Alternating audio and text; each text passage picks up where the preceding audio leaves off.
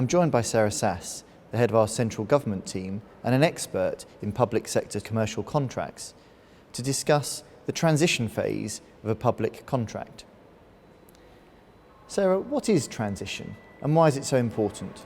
Transition is the period between contract signature to full service take on, which might actually be a number of months if there's a new service to take on or systems development to do. It's high risk because there's an awful lot going on. Timescales are very tight, people are transferring, contracts are often being transferred.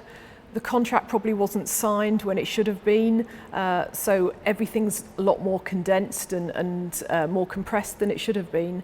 And from a customer perspective, you don't want the service to dip, so you're really concerned with service continuity and business as usual. So what are the pitfalls that can arise during transition? I think the first main issue in transition is a lack of continuity of resource, and that's on both parties' sides.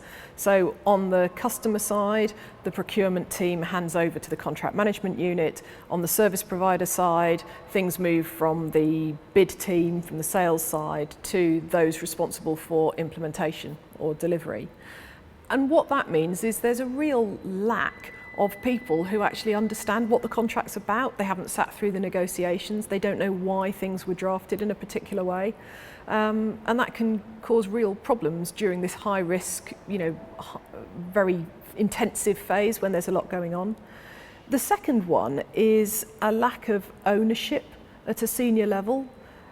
You need that not just when you're going through the approvals process to get the contract signed, but actually when things go wrong, and they inevitably will during transition, you actually need senior stakeholders on both sides who actually understand what's going on and can be around and be available for things to be escalated to them.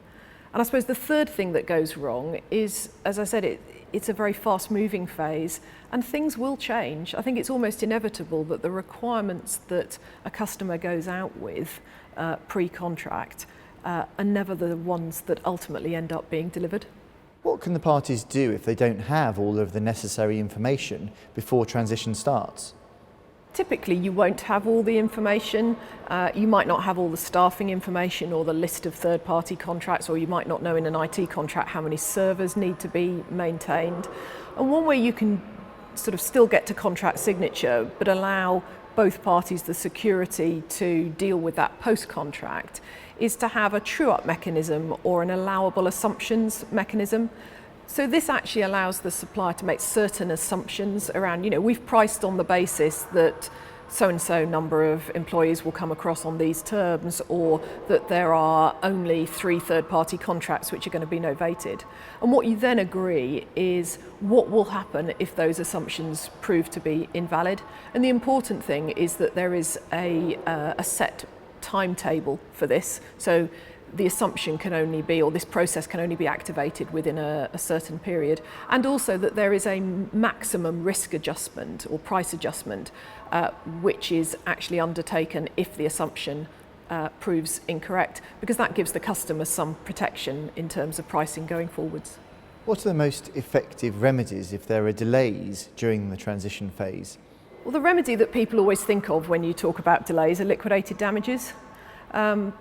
But I think there are real issues with that. It takes ages to negotiate them, suppliers hate them, and actually customers invariably end up not exercising their right to liquidated damages. So actually I tend to recommend to clients that it's much better to design a properly calibrated milestone payment structure, because the remedy that gives you as a customer is that if the service provider hasn't delivered, then they don't get paid. And what better incentivization can you have? Now, you do have to be careful that you don't put too much risk on the supplier. So when I say properly calibrated, it does need to have some alignment with the supplier's cash flow, but there's sufficient retained until delivery to make sure that the service provider is incentivized to deliver. And what remedies are available if a service provider is underperforming? There are a number of traditional remedies that you would use. So I think often the most effective is simply to have an obligation on the service provider, if it fails to achieve a milestone, to put a plan in place to actually show what went wrong and how they're going to fix it. The downside from a supplier perspective can be that actually that can be quite cumbersome, take quite a long time, and actually you just want to get on and fix it rather than wait 10 working days for the customer to approve your plan. Other remedies that people tend to put in is, perhaps a retention payment system. So actually 20% of each milestone payment is actually retained by the customer until overall go live is achieved. That tends to incentivize the suppliers getting to go live. But I think there are other things that you might like to try, and in the model services agreement that the Cabinet Office developed a couple of years ago, they actually put in a new mechanism, which is the appointment of a remedial advisor. And this is a bit akin to step-in. Under step-in, the customer normally puts a third party in to try and improve the system, sort of the services, put right what's gone wrong. A remedial advisor is actually an independent third party. The supplier has the right to nominate who that third party might be. Importantly, the service provider pays for the costs of the remedial advisor. And the remedial advisor then goes in and reviews what has gone wrong, what the issues are, and then makes recommendations which both the service provider and the authority as customer have to take on board. And it's a way of trying to put the contract back onto a workable footing without either party, having to feel they need to terminate or whatever. How can a customer protect itself against a project going over budget? This is a really difficult one. I suppose the two mechanisms which people have used historically is the service provider either prices on a time and materials basis, perhaps with a cap, but that's really difficult for a customer to control. And actually in these days, when people are having to watch budgets, going into a project without knowing what the transition might cost is really difficult.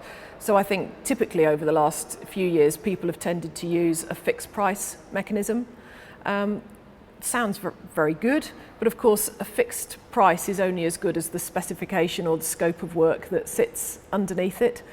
And as we've already said, on these projects, things change very quickly during transition. So actually, if you're not careful, what you find is that what started out as a fixed price contract is no longer fixed because the scope of the services has changed. And do you have any key points to take away in terms of managing transition? I think the first recommendation is there's some very easy practical steps you could take. Make sure you've got copies of the contract. Consider whether there are any workshops that you could actually run to resolve the continuity of resource issue. Secondly, when designing your contract, really think about what remedies are included in the contract and what will really incentivize the service provider to deliver on transition. And then I suppose the third point is around the commercial arrangements. And again, really think about, given the services, given the transition requirements, what will be the best fit in terms of making sure that your services are delivered on time, to budget, and that they work. Thank you, Sarah. That's really useful.